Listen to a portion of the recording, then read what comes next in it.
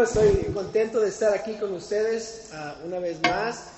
El título de la lección es Ejerciendo su liderazgo como el número 2, Génesis capítulo 39. Si pueden ir ahí, por favor, Génesis capítulo 39. Hace 11 años me contrataron aquí para trabajar en la iglesia bautista de Lancaster. Todavía estaba estudiando en West Coast Baptist College. Y yo sentí que fue un gran privilegio solo el pedirme a servir aquí como un interino de música en el departamento hispano, y con la novedad de tener un ministerio, estaba bien contento, ¿verdad? Y todo era nuevo y había muchos errores que cometía, pero como que me dejaban cometerlos porque era mi primer año, ¿verdad? Y dijeron, no, está bien, vamos a seguir continuando, vamos a trabajar. Y estaba bien contento, yo bien emocionado por lo que Dios estaba haciendo y cómo es que yo tenía la oportunidad de trabajar en un ministerio como este. Pero pasaron los años y como al año número 3 empecé a sentirme como un fracaso. En un ministerio tan grande, en algo, tanta responsabilidad que me habían dado. Parecía que cada lunes, ¿verdad? Me juntaba con el pastor que estaba aquí antes y me decía, mira, hiciste esto mal, esto mal, esto mal, esto mal, esto mal. Y yo me sentía como que no hacía nada bien, no hacía nada bueno. Que todo lo que se me daba, yo lo tiraba y se desembarraba en todos lados, ¿verdad? Yo decía, no puede ser.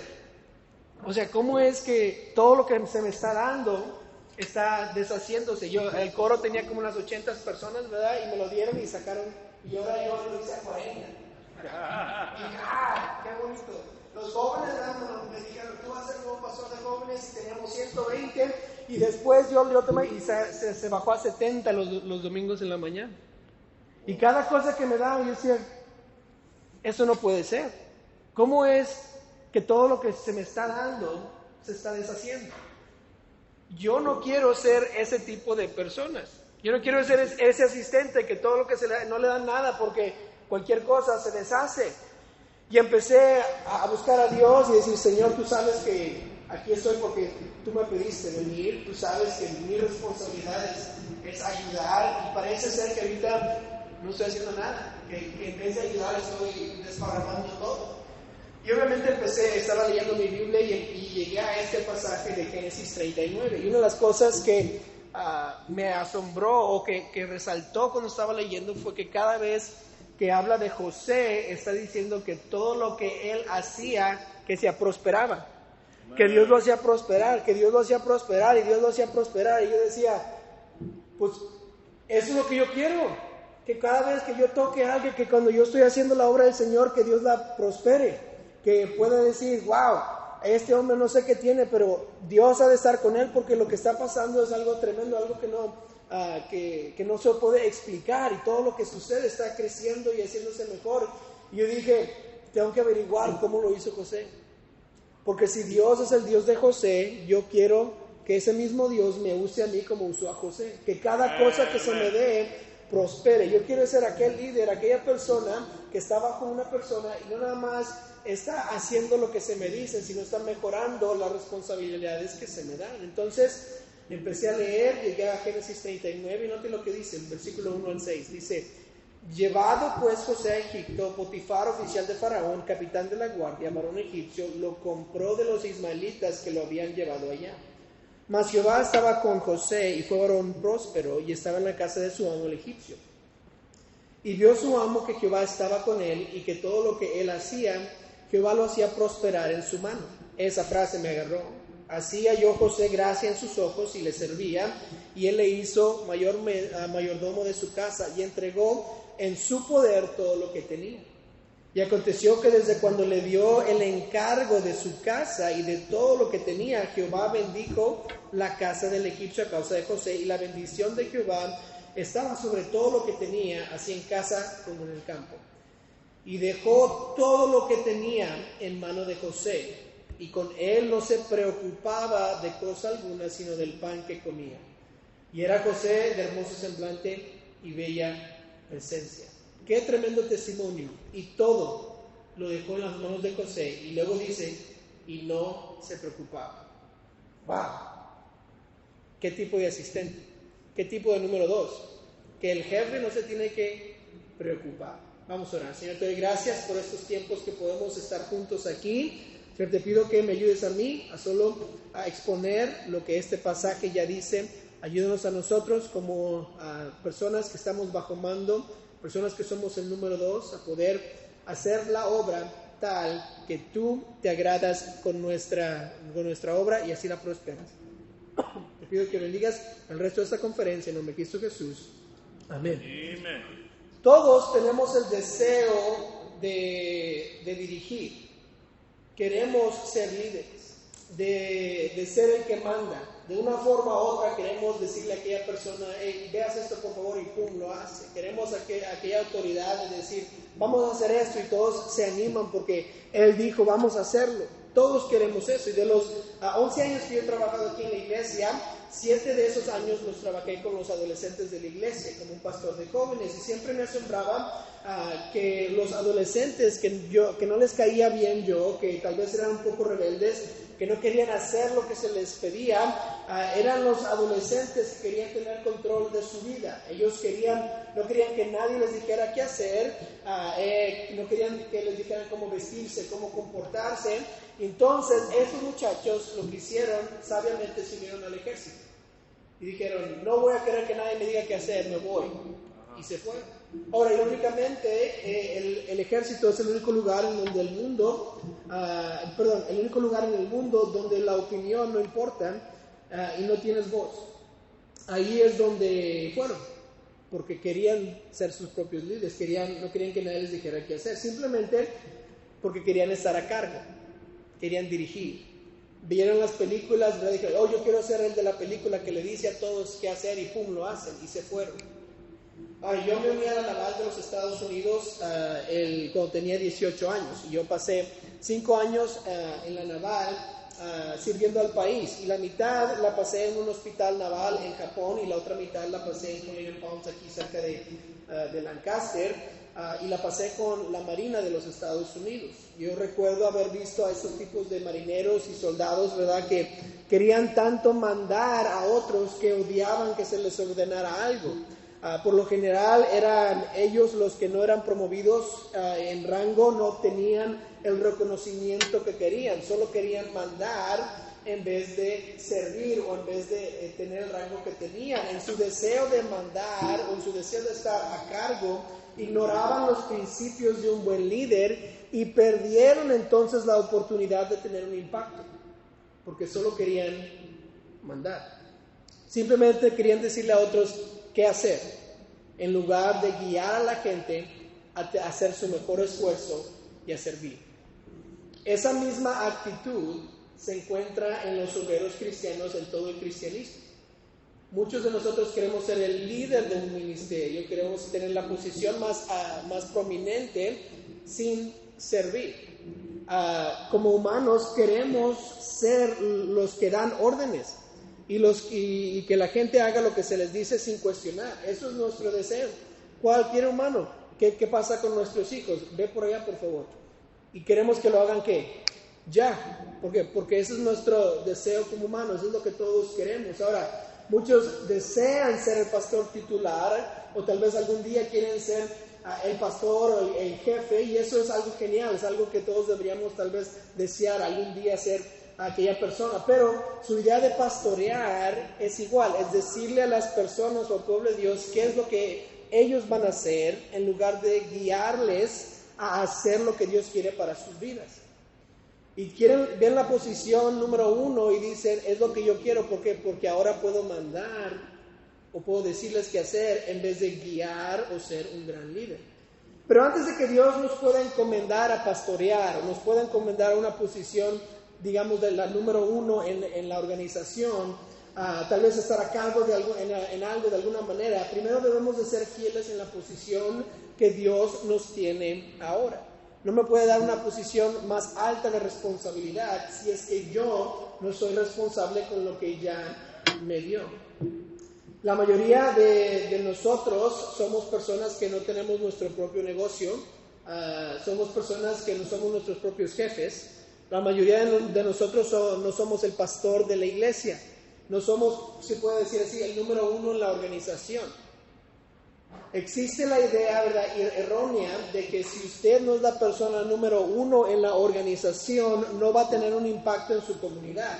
Si usted no es el pastor titular, usted no va a hacer algo grande para el Señor. Solo el pastor titular es el que tiene esa posición, o el pastor general. Si no es el número uno, pensamos a veces que estamos desperdiciando nuestra influencia, que somos tan importantes como los demás, y para marcar la diferencia uno tiene que estar en la cima, y si no está en la cima, nada de lo que yo hago va a importar. A veces olvidamos que las personas que tuvieron mucho éxito en la Biblia eran personajes que nunca fueron el jefe, que nunca fueron el número uno, fueron el número dos. Por ejemplo, Daniel, yo creo que usted estaría de acuerdo conmigo que él fue uno de los hombres más grandes de Dios en la Biblia. Nunca fue rey, pero Dios nos dio un libro de la Biblia con su nombre.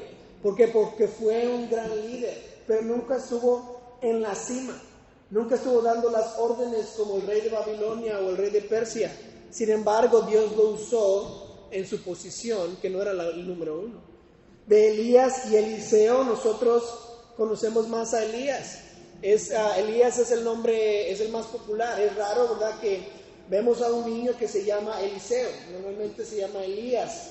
Vemos más eso. ¿Por qué? Porque Elías fue el primero. Sin embargo, Eliseo realizó el doble de milagros que Elías. Y Eliseo nunca estuvo tan deprimido como para querer quitarse la vida, o que Dios le quitara su vida como Elías lo tenía. Entonces Eliseo fue alguien grande que tuvo gran impacto. Ahora Jesús, y por favor no malentienda lo que voy a decir, Jesús vino a hacer la voluntad del Padre, y aunque Él fue Dios, Él vino como el número 2. Dice Lucas 22:42, diciendo: Padre, si queréis, pasa de mí esta copa, pero no se haga mi voluntad, sino la tuya. Jesús fue aquella persona que, porque Él tomó la posición de número 2, aunque sabemos que no es número 2, pero que tomó la posición número 2, ahora tenemos la salvación. Nuestro Salvador vino de una posición número 2, no de una posición número 1. Y usted y yo gozamos de la comunión con Dios, de una vida eterna, porque Cristo fue obediente y hizo un gran impacto aquí en la tierra. Todos son salvos por medio de Cristo, pero fue el número 2. Ahora José es otro. Aunque nunca fue la persona número 1 donde él estaba, estudiamos su vida y tratamos de imitar sus características, porque él era un líder en la posición número 2. Y vemos su vida y decimos: ese es un gran ejemplo a seguir. Sin embargo, él nunca fue el faraón. Él nunca fue Potifar. Él nunca fue el guardia, el capitán de la guardia de la cárcel. ¿Qué fue? El asistente, el número 2. Pero usted y yo lo vemos y decimos: qué gran hombre, qué gran impacto, qué gran influencia tuvo. ¿Por qué? Porque estuvo en la posición que Dios le dio y Dios lo usó ahí. Dios le prosperó. Ahora, desde que alguno de ustedes sea dueño tal vez de su propio negocio, tal vez, o al menos en este momento, o sea la persona encabezada en su organización, usted puede ser el número 2 en la lista o puede ser el número 10. José nos enseña cómo podemos ser un líder cuando no somos el número 1. Y eso es lo que queremos aprender. ¿Cómo puedo ser un líder como José? ¿Cómo puedo estar en la posición número 2? Note, hay 2 ingredientes que podemos ver en la vida de José. Note el primer ingrediente. Versículo número 2. El primer ingrediente es la presencia de Dios. La presencia de Dios. El versículo número 2 dice esto: mas Jehová estaba con José, y fue varón próspero, y estaba en la casa de su amo el egipcio. Noten, y vio su amo que Jehová estaba con él, y que todo lo que él hacía, noten, Jehová lo hacía prosperar en su mano. El primer ingrediente es la presencia de Dios. Una característica innegable de la vida de José fue que la presencia de Dios estuvo con él todo el tiempo. En otro pasaje, en el versículo 23 de ese mismo capítulo, ¿qué nos dice? Nos dice: no necesitaba atender el jefe de la cárcel cosa alguna de las que estaban en el cuidado de José. ¿Por qué? Porque Jehová estaba con José, y lo que él hacía, noten, Jehová lo prosperaba. Otra vez, ya no está bajo el mismo jefe, está en otra posición. ¿Y qué pasa? Jehová estaba con él. Una y otra vez, la presencia de Dios estaba con José. Su vida, ¿qué pasa? La presencia de Dios está ahí. Él no tuvo la presencia de Dios por un tiempo, sino siempre. Él comprendió que Dios estaba con él y vivió una vida santa. ¿Para qué? Para agradar a Dios. Vemos esto cuando la esposa de Potifar se acerca a él y le dice, acuéstate conmigo. Él le dijo, no. En ese entonces, acuérdense, no existía la ley mosaica. Él no sabía que el no adulterarás estaba en la ley de Dios. Sin embargo, él dijo, ¿cómo puedo hacer esto? ¿En contra de quién? De Dios. ¿Qué dice el versículo 9? Lo dice, no hay otro mayor que yo en esta casa y ninguna cosa me he reservado sino a ti, por cuanto tú eres su mujer. ¿Cómo pues haría yo este gran mal y pecar en contra de quién? De Dios. José sabía una sola cosa, que si yo quiero tener la presencia de Dios, me tengo que abstener del pecado. Tengo que quitarme del pecado. La única cosa que nos puede quitar la presencia de Dios en nuestras vidas es el pecado. José eligió Dios sobre el placer. Él quería tanto la presencia de Dios que quiso alejarse de Potifar. La esposa mintió, él se fue a la cárcel por hacer lo correcto y de todas maneras Dios estaba con él. Este estaba en la cárcel con la presencia de Dios y no estaba en la cárcel sin la presencia de Dios por haber pecado. ¿Usted cree que la esposa de Potifar no hubiera dicho nada? Le hubiera dicho a su esposo, mira lo que él hizo, y lo mete a la cárcel de todas maneras. Sin embargo, José escogió la presencia de Dios en vez del placer y entonces se fue a la cárcel con la presencia de Dios. ¿Por qué? Porque él entendía una cosa: tengo que tener la presencia de Dios. Isaías 59:2 dice esto: pero vuestras ¿qué? Iniquidades han hecho división entre vosotros y vuestro Dios, y vuestros pecados han hecho ocultar de vosotros su rostro para no oír. Lo único que nos separa de la presencia de Dios es el pecado. José tuvo una vida en la que la presencia de Dios era constante. ¿Sabía usted esto? Que José fue uno de los 3 personajes principales bíblicos que no se registra ningún pecado en la Biblia de él. Daniel y Jesús fueron los otros 2. Pero de todos los personajes principales en la Biblia, José, Daniel y Jesús, no se registra pecado. Sabemos una cosa, que José era pecador.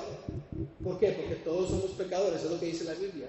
Sin embargo, no se registra. ¿Por qué? Porque José en su posición, él quería tener la presencia de Dios y no quería pecar. Entonces, uno se pregunta, ¿cómo es que sé que tengo la presencia de Dios? ¿Cómo es que sé que tengo esa presencia? ¿Cómo puedo tal vez averiguar qué es lo que me falta? Pues note lo que dice el versículo 3. Dice, y vio su amo que Jehová estaba con él, y que todo lo que él hacía, note, Jehová lo prosperaba en su mano. ¿Cómo sé que tengo la presencia de Dios? Cuando otros lo reconocen en mí. Yo no tengo que decirle a otros, mira qué tanta presencia de Dios está al lado de mí. Yo no tengo que decirle, mira cómo Dios me está bendiciendo. Se nota. ¿Cómo es que Potifar, pagano, egipcio, dice la Biblia que reconoció que Jehová estaba con él? Porque tenía la presencia de Dios. Si un pagano, si una persona inconversa puede reconocer, él tiene la presencia de Dios, ¿qué quiere decir? Que no tengo que decirle a nadie. Solo porque estoy tratando de mantener una buena relación con Dios, ¿qué va a pasar? Se va a notar. Mi vida va a ser diferente. Yo no voy a estar diciendo lo que otros dicen, yo no voy a actuar como otros dicen, yo no voy a estar murmurando como otros, yo no voy a estar quejando como otros. ¿Por qué? Porque tengo la presencia de Dios en mí. Uno de los capítulos más tristes de la Biblia para mí es 2 Samuel 11. 2 Samuel 11 es cuando David peca con Betsabé. Cada vez que lo leo me pongo un poco nervioso, aún a pesar de que sé lo que va a decir. Como que me duele leer la historia. Después del adulterio, él comete asesinato, él miente. Natán viene y le dice esas famosas palabras, tú eres el hombre. Y David entonces está arrepentido. y ora por el perdón de Dios. Y vemos su oración en el capítulo 51 de Salmos. Y en el versículo 11 es muy interesante que David dice esto. Dice, no me eches de delante de ti y no quites de mí tu Santo Espíritu. David en su oración reconocía una cosa, la importancia de tener la presencia de Dios. Y le ruega al Señor, no quites de mí, no me eches delante de ti y no me quites de tu Santo Espíritu. Manténme contigo. No me quites de tu presencia. Estoy seguro que David había experimentado la presencia de Dios en las cuevas cuando se escondía con Saúl, cuando estaba luchando contra los filisteos, cuando venció a Goliat, cuando estaba en guerra y después de cometer el pecado le suplica a Dios una cosa: no me arrojes de lejos de tu presencia, no me quites tu Santo Espíritu. Ya lo había experimentado y me imagino por el año que estaba en pecado no había experimentado esa presencia de Dios y tal vez sentía algo diferente en él. Y cuando dice, me arrepiento, ¿qué le dice David a Dios? Manténme en tu presencia, no quites tu presencia de mí. David entendió lo importante que era la presencia de Dios y que el pecado es lo único que nos los quita. Ahora, pregunta para reflexionar: ¿qué tan importante es la presencia de Dios en nuestras vidas? Y otra manera de preguntarlo: ¿a qué pecado nos estamos aferrando o agarrando que nos impide tener la presencia de Dios en nuestras vidas? Y si tenemos algo agarrado, ¿vale la pena ese pecado? ¿Vale la pena yo tener agarrado ese pecado para evitar tener la presencia de Dios? Pues claro que no. ¿Cuánto tiempo ha pasado, hermano, desde que sintió la presencia de Dios en su vida? O tal vez se ha acostumbrado a no tener la presencia de Dios y ya es normal no sentirla. Le quiero animar a no acostumbrarse a no tener la presencia de Dios en su vida. Todo lo que usted desea no se puede obtener a menos de que Dios se lo dé. Él es la clave de nuestro éxito, de nuestro liderazgo, de nuestra influencia. Dios es la clave. Usted leyó, Jehová prosperaba a José. No José prosperaba y Dios bendecía. No. Jehová prosperaba a José. Si usted tiene aspiraciones de hacer algo grande por el Señor y está en la posición número 2 y está pecando, créame, Dios no le va a bendecir y no va a prosperar. No podemos hacer un buen trabajo para Dios cuando nuestro corazón está sucio y no tenemos a Dios al lado de nosotros. No dejemos que el pecado arruine nuestra relación con Dios, porque no hay pecado que vale la pena. El pecado más pequeño o el pecado más grande quita la presencia de Dios. Sea orgullo, sea desobediencia, sea celos, sea enojo, sea malas palabras, todo quita la presencia de Dios. Nuestra decisión es esta: deshacerme de cualquier pecado, sea pequeño o sea grande. ¿Por qué? Porque yo quiero ser usado por Dios. Sin la presencia de Dios no podemos ser líderes como José. Sin la presencia de Dios no podemos tener un impacto para el mundo, para el evangelio.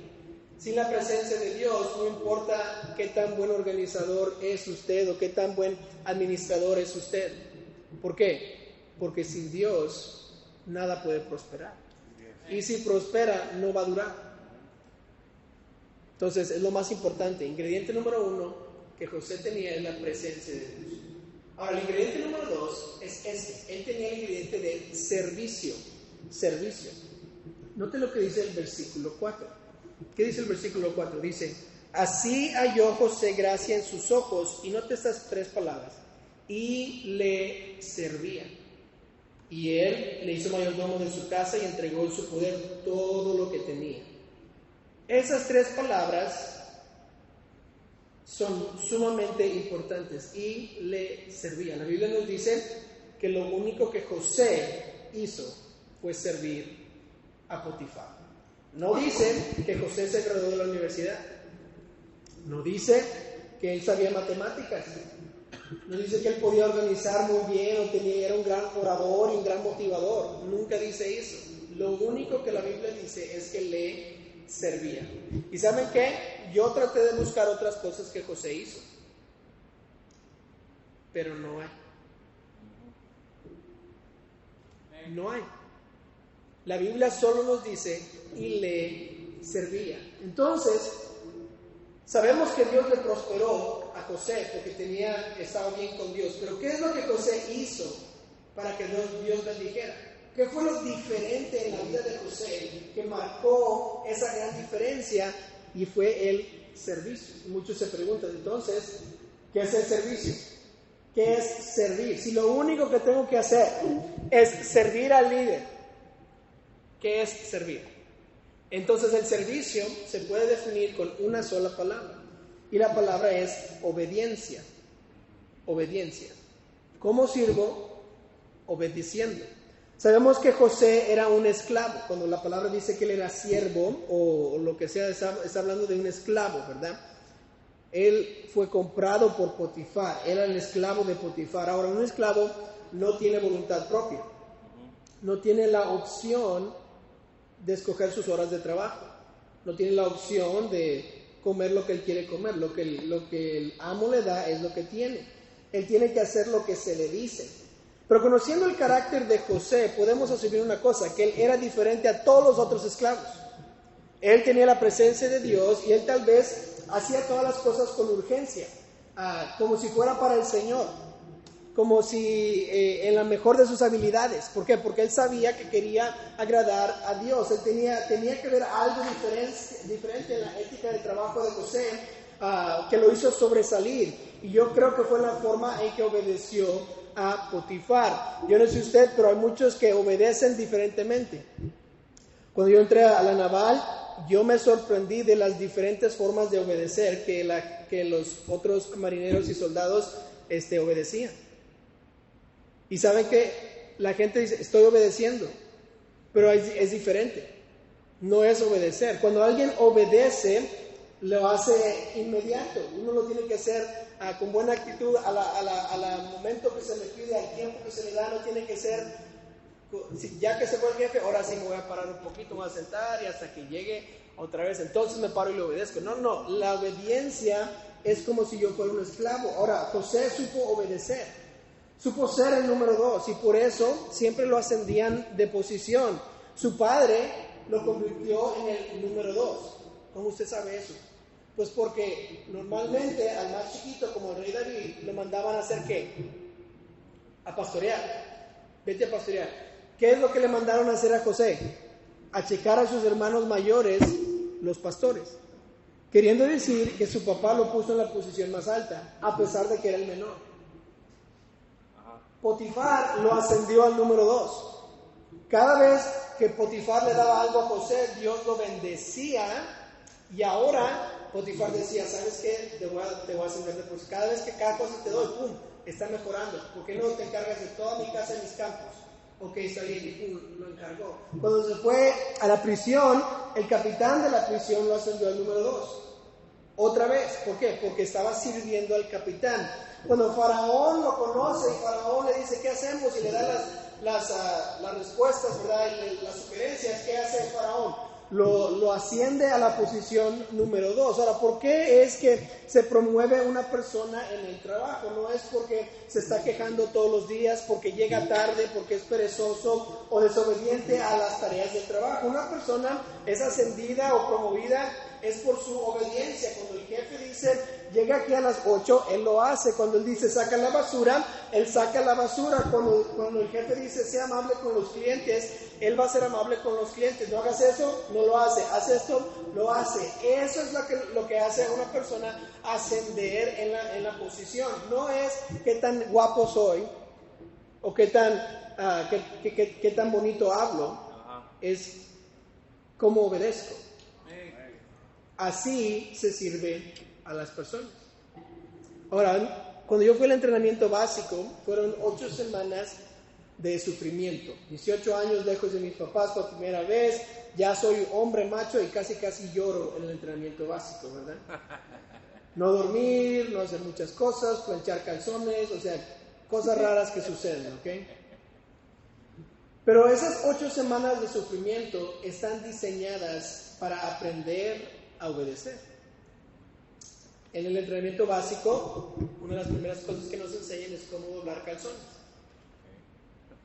cómo doblar calcetines, y que la sonrisa debe estar para arriba, no debe estar triste el calcetín, debe estar feliz. ¿Cómo vestirse? No puedes usar esa ropa, tienes que usar esta ropa. Así se plancha. no hagas esto, no hagas aquello. ¿Cómo hablar? No decimos, en la naval no se dice pared, se dice bulkhead. No es una wall, es un bulkhead. Scuttlebutt, no es water fountain, no. Hablamos diferente. ¿Qué no decir? Así no le respondes al que es más alto en rango adjetivo. Entonces, no digas nada. Todo eso. Ahora, a mí me ascendieron rápidamente en la naval por la obediencia que yo tenía y nada más. En 5 años fui del primer rango al 5.º rango. Ahora, yo estaba sorprendido de la manera que me ascendieron, porque eso es sumamente rápido. Pero me di cuenta de la única razón que me decían que yo era wow, una persona wow, es por la obediencia. Y yo no sabía que había personas que no querían obedecer. Yo pensé que cuando uno se mete a la naval y va al ejército y va, que todos obedecen. Pero no es cierto. Y yo, como mis papás fueron cristianos y me criaron bien, yo sabía, cuando el jefe dice, haz esto, pum, lo voy y lo hago. Y todos me decían, eres un tremendo marinero, pum, vamos para arriba. Y yo, pues, nada más estoy obedeciendo. Los demás nada más son flojos, eso es todo. No soy así como que, wow, qué buena persona, no, obedezco. Y saben, una de las cosas que siempre me molestaba, o tal vez no sabía cómo responder, es cuando regresaba y veía a mi familia o otras personas de la iglesia y se daban cuenta que yo estaba en la naval, me decían esto, gracias por su servicio. Y muchas veces yo me preguntaba, ¿cómo estoy sirviendo? Hasta que me entró a la mente, yo sirvo obedeciendo órdenes de alguien que está encima de mí, que tiene más rango que yo. Yo estoy sirviendo al país de los Estados Unidos obedeciendo. Entonces cuando dicen gracias por su servicio, ahora digo gloria a Dios. Pero entonces ya entendí, es que estoy obedeciendo órdenes. Esta es la manera que yo sirvo a los Estados Unidos. Pregunta, ¿cómo está su servicio? ¿Cómo sirve usted? O en otras palabras, ¿qué tan obediente es? ¿De qué se queja? Porque si realmente soy un siervo, soy un esclavo, obedeceré sin importar lo difícil o lo ridículo que crea que es la orden. Lo curioso es que la obediencia, muchos piensan que es una característica que una persona posee. Es que yo no soy muy obediente, es que yo tengo mente libre, es que yo... Pero la obediencia no es una característica que posees, sino es un músculo que ejercitas. Entre más obedezco, más obedezco. Entre menos obedezco, más me hago desobediente. ¿Por qué cree entonces que en la naval nos decían cómo planchar los calzones y cómo doblar los calcetines? No es porque es tan importante para la seguridad nacional, sino porque nos estaban entrenando ¿a qué? A obedecer. Si no puedes obedecer en los calzones, ¿cómo te voy a dar una pistola? ¿Eh? ¿Cómo te voy a dar el acceso al botón que va a sacar el misil para destruir una ciudad? Si no puedes planchar bien la ropa, ya te enseñé, ya lo puedes hacer. Porque la obediencia es un músculo que ejercito, no es algo que ya tengo. Entre más obedezco, más fácil se hace. Ahora, Lucas 16:10 dice esto: el que es fiel en lo poco, también en lo más es fiel. Y el que en lo muy poco es injusto, también en lo más injusto. Pues en las riquezas injustas no fuisteis fieles, ¿quién os confiará lo verdadero?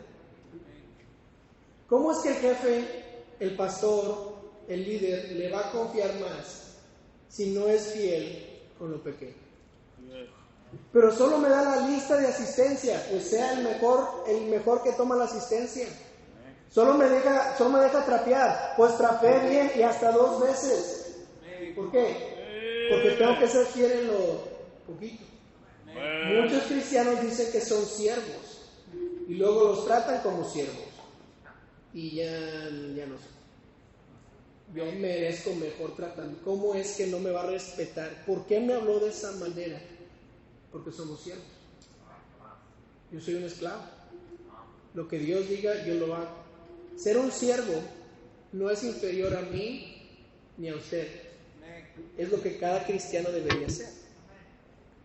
Filipenses 2, 6, 8. El cual, siendo en forma de Dios, no estimó el ser igual a Dios como cosa que aferrarse, sino que se despojó a sí mismo, noten, tomando forma de siervo, hecho semejante a los hombres, y estando en la condición de hombre, se humilló a sí mismo, noten, haciéndose obediente hasta la muerte, en muerte de cruz. Cuando nos comportamos como siervos, estamos comportándonos como Cristo. Un siervo obedece. Usted no va a ser mejor cristiano hasta que sirve como Cristo. Entonces, ¿qué sucede cuando tengo estos dos ingredientes y los juntamos? Si tengo yo la presencia de Dios y ahora sé cómo servir, sé cómo obedecer, ¿qué va a suceder? ¿Cuál es el resultado de ser un líder como Josué? Note que el resultado es la bendición para la organización. La bendición para la organización. Note el versículo 5, note lo que dice. Dice, y aconteció que desde cuando le dio el encargo de su casa y todo lo que tenía, Jehová bendijo la casa de José. No dice eso. Jehová bendijo la casa del egipcio a causa de José. ¿Qué pasó? José tenía la relación bien con Dios. Él obedecía como buen esclavo, como buen siervo, y Dios bendijo a Potifar. Qué injusto, ¿verdad? Qué injusticia. Dios bendijo la casa de Potifar, no a José. Por todo el bien que hizo José, Dios bendijo al jefe de José. Qué bendición, ¿verdad? Un hombre pagano. Entonces yo no sé cómo se sentía José cuando veía que Dios bendecía a este pagano. Yo no sé si él sentía que hice todo ese trabajo y ni siquiera me está reconociendo. Ahora está bendiciendo al Potifar y no me está bendiciendo a mí. Yo no sé exactamente qué es lo que José sentía en esos momentos, pero yo sé una cosa, que José continuó haciendo lo que era correcto. ¿Por qué? Porque la señal para saber si usted es un líder como José, si usted está dirigiendo en la posición número 2 adecuadamente, es la bendición de Dios en su iglesia u organización. No es la bendición de Dios en mi vida. Muchas veces nos desanimamos porque Dios no nos bendijo directamente con dinero o un aumento o una casa bien grande. Y decimos, ¿para qué hago todo esto si Dios no me está bendiciendo a mí? Pero cuando nos desanimamos, solo estamos mostrando nuestro egoísmo. Lo que hacemos no debe ser por lo que recibimos a cambio. Todo lo que hacemos debe ser para Dios. Somos sus hijos y lo representamos en todo lo que hacemos. ¿Cómo sé si estoy haciendo lo correcto? ¿Cómo sé si estoy siendo un buen líder número 2? Y lo sé cuando mi organización, mi familia, mi ministerio, mi iglesia están siendo bendecidas por Dios porque yo estoy ahí. Nuestra meta no debe ser tener un aumento o ser reconocidos por otra persona. Nuestra meta debe ser hacer lo correcto y dejar que Dios bendiga mi organización, que bendiga mi iglesia y que mi organización mejore porque yo estoy ahí. Y yo no sé qué pensó José, tal vez vio la casa de Potifar y decía, pues no es justo, yo estoy haciendo todo el trabajo, él no se preocupa por nada y de todas maneras sigue siendo bendecido. Pero eso debe ser nosotros. ¿Por qué? Porque José en la cárcel siguió sirviendo. Y se fue con Faraón y siguió sirviendo. A él no le importó que Dios le bendijo a él. Cuando él hizo lo correcto en la casa de Potifar, ¿qué pasó? Se fue a la cárcel. Él pudo decir, no funciona. Hice lo correcto en la casa de Potifar, está bien bonita y ahora yo estoy en la cárcel. Y él pudo darse por vencido ahí.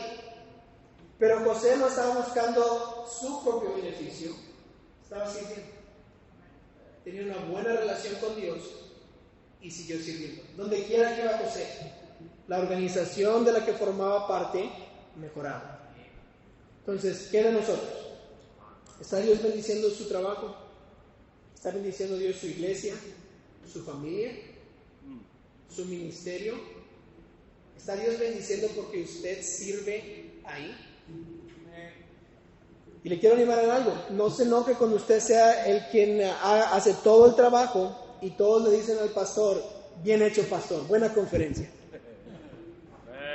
Pero yo me pasé 3 días sin dormir. ¿Por qué no me dijo a mí nadie? ¿Verdad? ¿Sabe lo que pasa cuando alguien le dice a su líder, a su pastor, bien hecho? Es como que si Dios le está diciendo a usted, hiciste buen trabajo. Sigue adelante. Cuando no me reconocen por lo que hice en el trabajo, está bien. Si Dios bendijo mi trabajo, si Dios bendijo mi organización, esa es la manera que Dios te dice, sigue adelante. Estás haciendo un buen trabajo. No nos concentremos en lo que vamos a recibir, sino concentrémonos en lo que Dios espera de nosotros. Y cuando yo espero, yo digo, Señor, ¿qué es lo que quieres de mí? ¿Quieres una buena relación contigo y que sirva a mi líder? Entonces, ¿qué va a pasar? Nuestra organización, nuestra iglesia va a ser bendecida por Dios. ¿No es lo que queremos? Que Dios bendiga donde estamos sirviendo.